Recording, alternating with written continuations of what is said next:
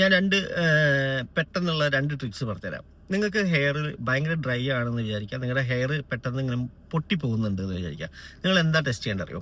കറക്റ്റായിട്ട് to the point test ചെയ്യുകയാണെങ്കിൽ നിങ്ങൾ വിറ്റാമിൻ ഡി ടെസ്റ്റ് ചെയ്യണം, സിങ്ക് ടെസ്റ്റ് ചെയ്യണം, അതേപോലെ തന്നെ TSH ഒന്ന് ടെസ്റ്റ് ചെയ്യണം. ഈ 3 ടെസ്റ്റ് ചെയ്താൽ ഏകദേശം നിങ്ങൾക്ക് ഒരു കാര്യം കിട്ടും. ഓക്കെ, ഇനി അതല്ല, നിങ്ങൾക്ക് മുടി ആക്ച്വലി കൊഴിയുന്നുണ്ട്, ബട്ട് ഡ്രൈ ഒന്നുമല്ല, കൊഴിയുന്നുണ്ട്. അതേപോലെ തന്നെ ഈ കൊഴിയുമ്പോൾ അറ്റത്ത് ബൾബ് പോലത്തെ ഒരു സാധനം വൈറ്റ് കളറിൽ കാണാം. എന്താണ് നിങ്ങൾ ടെസ്റ്റ് ചെയ്യേണ്ടത്? പ്രത്യേകിച്ച് ഒന്നും ടെസ്റ്റ് ചെയ്യേണ്ട. കാരണം എന്ന് വെച്ചാൽ അത് ടീലോജൻ എഫ്ലൂവിയാണ്. ടീലോജൻ എഫ്ലൂവി യൂഷ്വൽ കേസിൽ ഒരു 1.5 to 2 months കഴിഞ്ഞാൽ ഓട്ടോമാറ്റിക്കലി നമ്മളൊന്നും ചെയ്തില്ലെങ്കിൽ പോലും മാറും. അതിന് പ്രത്യേകിച്ച് മരുന്നിൻ്റെ ആവശ്യമില്ല, അത് എല്ലാവർക്കും ഉണ്ടാവുന്നതാണ്. ഇൻ കേസ് അത് 2 months കഴിഞ്ഞിട്ട് മാറണില്ല, if it is going on continuing and you can, ഇപ്പോൾ നിങ്ങൾ അതിങ്ങനെ കൊഴിഞ്ഞുകൊണ്ടിരിക്കുകയാണ്, അതിൻ്റെ കൂടെ തന്നെ നിങ്ങൾക്ക് മുടി ഉള്ളു കാണുന്നുണ്ടെങ്കിൽ definitely you have to take the treatment.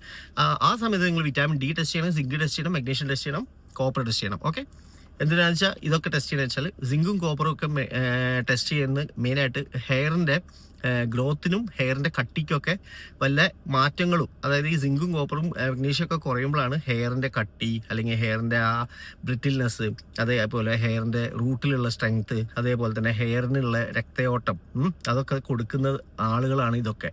അതേപോലെ തന്നെ മെലാനിൻ ഉണ്ടാക്കാൻ വേണ്ടിയിട്ട് ടൈറോസിനേസ് എന്ന് പറഞ്ഞ എൻസൈം ആവശ്യമുണ്ട്, അത് കൊടുക്കുന്നതാണ് മഗ്നീഷ്യം. സിങ്കും മഗ്നീഷ്യം ഒക്കെ ഇതിനൊക്കെ ഹെൽപ്പ് ചെയ്യുന്നതാണ്. സിങ്കാണ് നമുക്ക് സീബം ഉണ്ടാക്കുന്ന സിങ്കാണ്, മോയ്സ്ചറായിട്ട് വെക്കുന്നത് സിങ്കാണ്.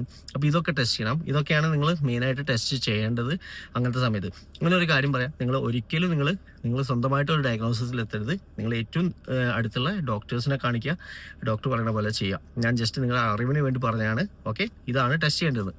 ഇനി വേറൊരു എല്ലാവരും ചോദിക്കുന്ന ക്വസ്റ്റ്യനാണ്, ഈ മുടി പറഞ്ഞു പോകുന്നു, അപ്പോൾ മുടിയുടെ അറ്റത്ത് ഒരു കറുത്ത കുത്ത്, അത് ആക്ച്വലി കറുത്ത കുത്തായിട്ടല്ല കാണുക. ആക്ച്വലി അത് കറുത്ത കുത്തിനേക്കാൾ ഉപരി ഒരു ടിക്ക് പോലെ ഇങ്ങനെ ഒരു സാധനം ഉണ്ടാവുക, ഇങ്ങനെ പോയിട്ട് അങ്ങനത്തെ ഒരു ടൈപ്പ് ഓഫ് മുടിയാണെങ്കിൽ അത് ആനജൻ എഫ്ലൂവിയാണ്. അത് കുറച്ച് സീരിയസ് ആണ്. കാരണം വെച്ചാൽ ആനജൻ ഫേസ് എന്ന് പറഞ്ഞാൽ നിങ്ങൾക്ക് എല്ലാവർക്കും അറിയാം ഗ്രോയിങ് ഫേസ് ആണ്. ആ ഫേസിലുള്ള മുടികൾ കൂടുതൽ പോവുക എന്ന് പറയുമ്പോൾ അതിൽ എന്തെങ്കിലും ഒരു കാരണം ഉണ്ടാവും. ഒരു ഭയങ്കരമായിട്ടുള്ള സ്ട്രെസ് വന്നിട്ടുണ്ടെങ്കിൽ അങ്ങനെ ഉണ്ടാവാറുണ്ട്.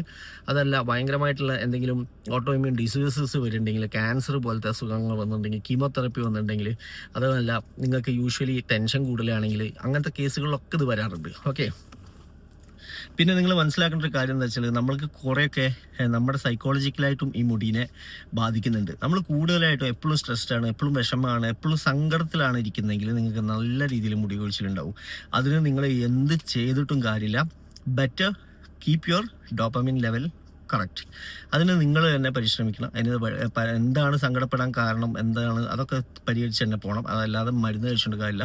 അതേപോലെ തന്നെ മുടി പോകുന്നുണ്ട് എന്ന് ആലോചിച്ച് ആ ഒരു ടെൻഷൻ കാരണം വീണ്ടും മുടി പോകും, അതും ശ്രദ്ധിക്കുക. ആവശ്യമില്ലാത്ത ടെൻഷൻ്റെ ആവശ്യമില്ല.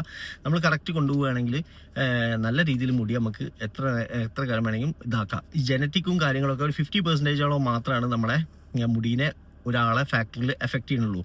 ബാക്കി 50% depends on the environment we live and also the way we preserve our hair. നമ്മൾ എങ്ങനെയാണ് ഹെയർ മെയിൻറ്റെയിൻ ചെയ്യുന്നത് അതിനനുസരിച്ചിരിക്കും മുടി. ബാക്കിയുള്ള 50% കഷി, ഇപ്പോൾ അച്ഛൻ കഷണ്ടി ആണെന്ന് വെച്ചിട്ട് മകൻ കഷണ്ടി ആവണമെന്നില്ല. 50% ചാൻസ് ഉണ്ട് കഷണ്ടി ആവാൻ. ബട്ട് ബാക്കി 50% കൂടി നമ്മൾ ഫില്ല് ചെയ്ത് കൊടുക്കുകയാണെങ്കിൽ കഷണ്ടിയാവും. അതായത് ഹെയർ ഒരിക്കലും നമ്മൾ തലയിൽ സോപ്പ് തേക്കരുത്. എത്ര പേരോടെ ഞാൻ പറയാറുള്ളത് അറിയോ?